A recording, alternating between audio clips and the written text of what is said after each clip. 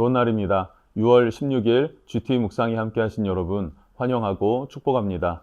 오늘은 열왕기상 18장 30절에서 39절 말씀으로 엘리야의 신앙 두 번째 말씀을 나누도록 하겠습니다. 본문 말씀 함께 읽어봅니다. 엘리야가 모든 백성을 향하여 이르되 내게로 가까이 오라.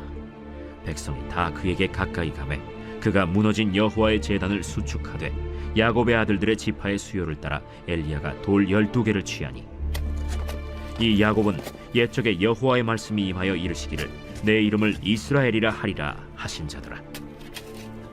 그가 여호와의 이름을 의지하여 그 돌로 제단을 쌓고 제단을 돌아가며 곡식 종자 2세알을 둘 만한 도랑을 만들고 또 나무를 버리고 송아지의 각을 떠서 나무 위에 놓고 이르되 동네 샘물을 채워다가 번제물과 나무 위에 부으라. 다시 그리하라. 다시 그리하니 또 이르되 세 번째로 그리하라. 세 번째로 그리하니 물이 제단으로 두루 흐르고 도랑에도 물이 가득 찼더라.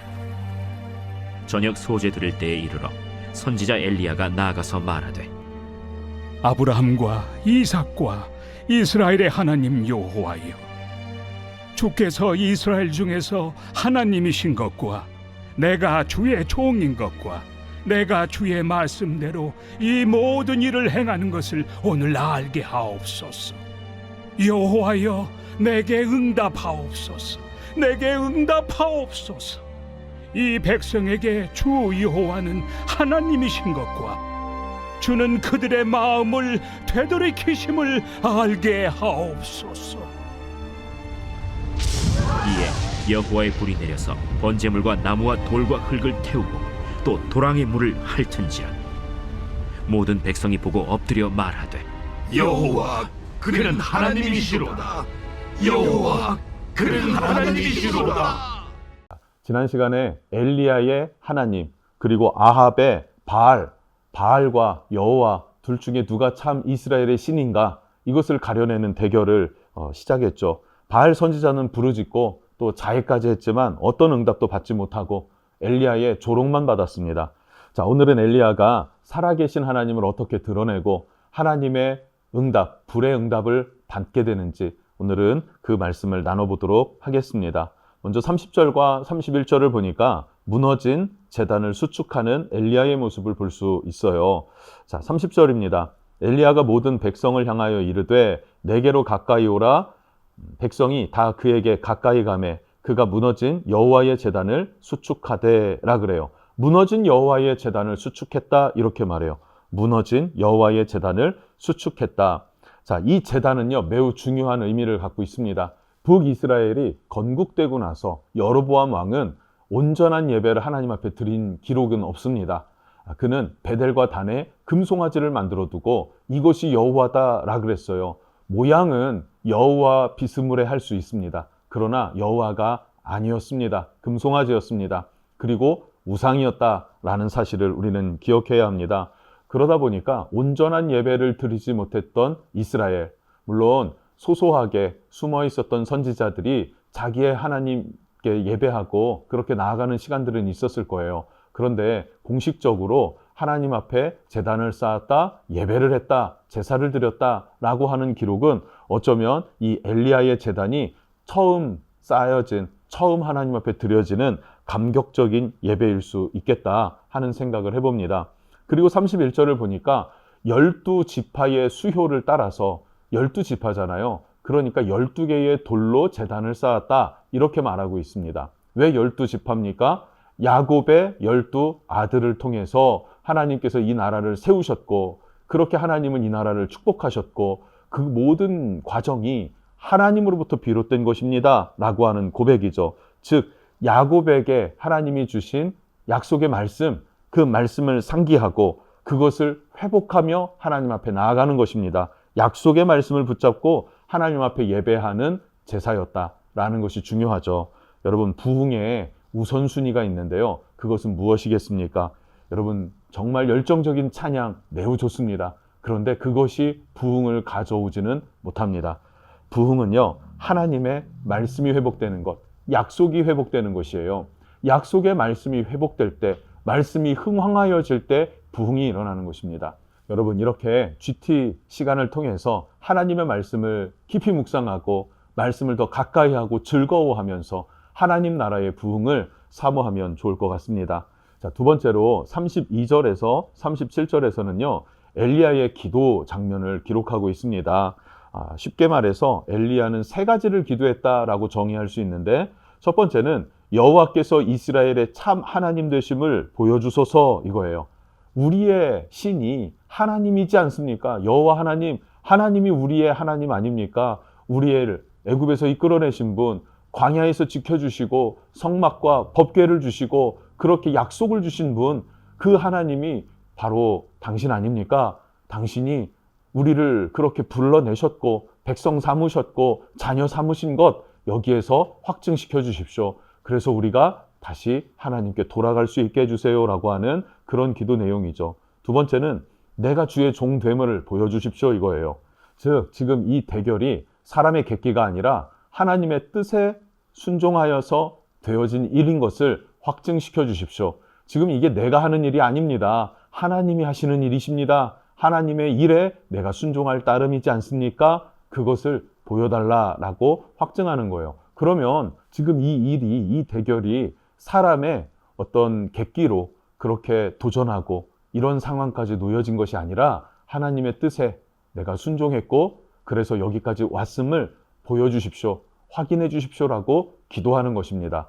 자, 그러면 내가 누군가에게 무엇을 시켰는데 이 사람이 자기의 일이 아니라 내가 시킨 것에 대해서 확인 좀 해주십시오라고 한다면 당연히 확인을 해주지 않겠습니까? 엘리야는 그렇게 하나님 앞에 확인해달라고 기도하는 것입니다. 세 번째는요, 하나님은 백성의 마음을 돌이키게 하시는 분, 돌이킬 수 있는 분인 것을 알게 하옵소서라는 거죠. 우리가 기도하고 주 앞에 부르짖어 나아갈 때 하나님은 우리 마음을 돌이키시는 분이십니다. 그래서 우리가 전도를 할 때 너무나 강팍한 사람이 있죠. 아, 저 사람은 진짜 예수 믿기가 어려워, 안 믿을 거야. 단정 짓지 말자는 거예요. 단정 짓지 말고 마음을 돌이키실 수 있는 분, 그분은 하나님이시다. 그 하나님 앞에 기도하며 나아가는 것, 이거 매우 필요하다는 것이죠. 인생을 살다 보면은 완전 고집불통이라는 사람 있잖아요. 고집이 너무 세요. 주변 사람과 불통해요. 괜찮습니다. 기도하십시오. 믿음으로 기도하십시오. 그 마음 누구도 돌이킬 수는 없지만 하나님은 마음을 돌이키실 수 있는 분이시다라는 것을, 그래서 이스라엘 백성들이 바알에게로부터 마음을 돌이켜 다시 하나님께로 향할 수 있게 달라고 기도하는 겁니다. 이 기도는 매우 중요한데요. 현재를 살고 있는 우리들도 이 엘리야의 기도가 필요하지 않습니까? 우리의 삶 가운데서도 하나님의 뜻이 이루어져야 되지 않나요? 내 삶을 통해서 하나님의 기쁨이 되어야 되지 않겠습니까? 그러니까 하나님, 나의 하나님 되심을 보여주십시오. 하나님 나와 동행하시고 지혜를 주시고 힘을 주시고 능력 주십시오라고 기도하는 것 당연할 것이고요. 내가 하나님의 자녀 된 것 아닙니까? 영접하는 자, 곧 그 이름을 믿는 자들에게는 하나님의 자녀가 되는 권세를 주셨다고 했어요.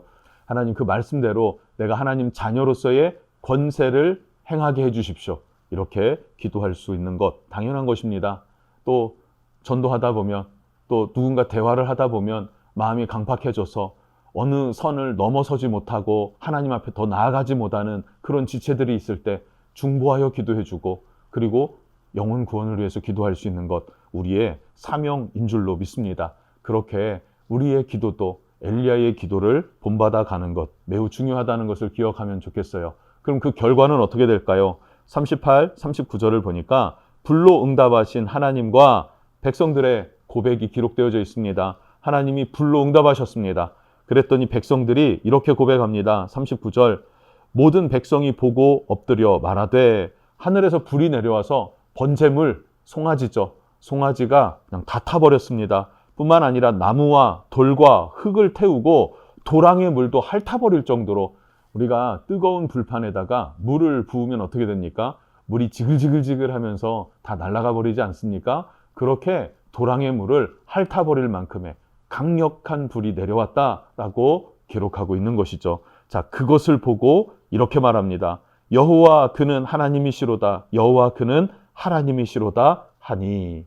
예, 하나님, 여호와가 하나님이다. 여호와가 하나님이다. 백성들은 갈팡질팡했습니다. 하나님과 바알 사이에서. 그러나 이제는 확증합니다. 뭐라고 확증합니까? 여호와가 하나님이다. 여호와가 하나님이다. 라고 확증하더라 하는 것입니다, 여러분. 지금까지는 바알에게 속아왔지만 그러나 참 하나님의 하나님 되심을 경험하고 나니까 그 하나님을 진정한 나의 하나님이구나, 진정한 우리의 여호와 하나님, 나의 주가 되시는구나 라는 것을 고백하게 된단 말이죠. 여러분, 이 엘리야의 믿음이 이스라엘의 각성과 부흥으로 연결되어져서 흘러가는 모습을 볼 수 있어요. 여러분, 우리에게도 이 시대에 엘리야와 같은 믿음이 있어서 승리하고 하나님 나라의 부흥을 사모하는 은혜의 성도들 되셨으면 좋겠습니다. 기도하겠습니다. 하나님 감사합니다.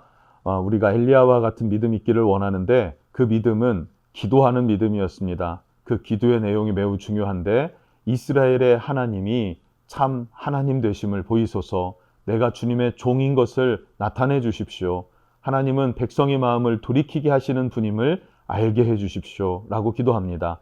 하나님, 우리도 이 땅을 살아갈 때 엘리야와 같이 우리도 주 앞에서 사명을 감당해야 할 텐데 내 힘이 아니라 하나님의 힘으로 이 모든 사명 감당해 나갈 수 있도록 기도의 자리에서 하나님 앞에 기도할 줄 아는 믿음을 허락해 주옵소서.